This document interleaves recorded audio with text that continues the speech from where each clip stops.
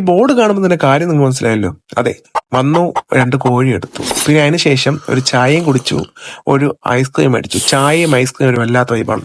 ഇനി ഒട്ടും സമയം കളയില്ല, നമ്മുടെ മെയിൻ ഷെഫായ ഷാറുഖ് ഖാൻ കളത്തിൽ വന്നു. മെയിൻ ഷെഫിനെ സഹായിക്കാനായി കുട്ടി ഷെഫും കളത്തിലോട്ട് ഇറങ്ങി. പാവം ഷിബിൻ മെയിൻ ആവാൻ പറ്റാത്തോണ്ട് ഷെഫാണെങ്കിൽ ഉള്ളി ഒലിക്കാൻ വിട്ടു. വൃത്തിയുടെ കാര്യത്തിൽ നമ്മളെ ഷെഫ് മെയിനാണ്.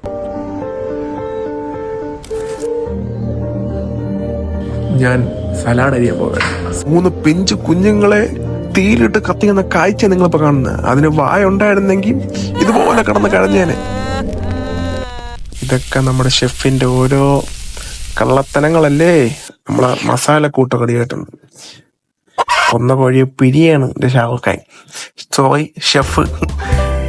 തേങ്ങനെ തേപ്പ് കണ്ട.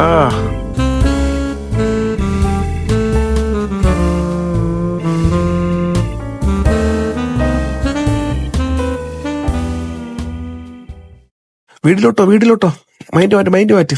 അങ്ങനെ നാരങ്ങ പൊഴിഞ്ഞു. മസാല മൊത്തം ചിക്കനിലങ്ങ് പിടിപ്പിച്ചു. മസാല പിടിക്കുന്ന സമയം കൊണ്ട് ആ ക്യാമ്പ് ഫയറും കത്തി. പിന്നെ അതും കൂടെ ഇത് ഗ്രില്ലടിക്കാനുള്ള തീയും നമ്മൾ കത്തിച്ചു. ആവശ്യമായിട്ടുള്ള ഗ്രില്ലിൻ്റെ തീ സെറ്റായതും കോഴി ഇട്ടു.